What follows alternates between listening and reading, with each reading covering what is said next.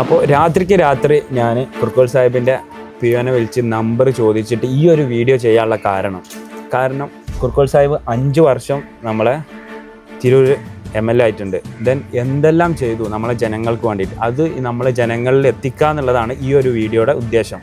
എടുത്തു പറയാനുള്ളത്, ഇന്ന് കേരളത്തിൽ MLA-മാരിൽ PR വർക്ക് ഇല്ലാത്ത നമ്മളിൽ ഒരാളായിട്ടുള്ള MLA ആണ് നമ്മളെ കുർക്കോൾ സാഹിബ്. അപ്പോൾ സാർ എന്തെല്ലാം ചെയ്ത് ഈ ഒരു 5 വർഷം, അത് ഇന്ന് നമുക്ക് ഈ ഒരു വീഡിയോയിലൂടെ ജനങ്ങളിൽ എത്തിക്കണം. ഞാൻ ചെയ്ത എല്ലാ കാര്യങ്ങളും ജനങ്ങളുടെ മുമ്പിൽ ഞാൻ സമർപ്പിച്ചിട്ടുണ്ട്. അവരുമായൊക്കെ കൂടിയാലോചിച്ച് തന്നെയാണ് ഈ പദ്ധതികളൊക്കെ അംഗീകരിച്ചത്. 247 കോടി രൂപയുടെ വിവിധങ്ങളായ പദ്ധതികൾ നടപ്പിലാക്കാൻ നമുക്ക് ഇതിനകം സാധിച്ചിട്ടുണ്ട്. നടത്തിയിട്ടില്ല എന്ന് പറയുന്നവർ ഒന്നുകിൽ കളവ് പറയുന്നു, അല്ലെങ്കിൽ അവർക്കിത് കാണാൻ കഴിയാതെ പോയിട്ടുണ്ട് എന്നേ അതിനെ സംബന്ധിച്ച് എനിക്ക് പറയാനുള്ളൂ.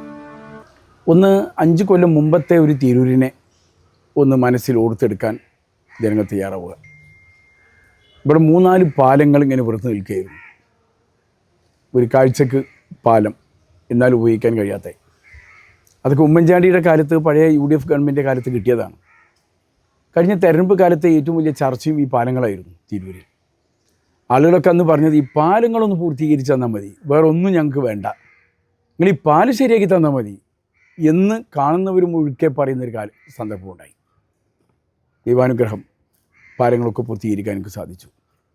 താഴെപ്പാലം, ടൗൺ ഓവർ ബ്രിഡ്ജ്, പിന്നെ പൊന്മുണ്ടം ബൈപ്പാസിൻ്റെ പണി നടന്നുകൊണ്ടിരിക്കുക.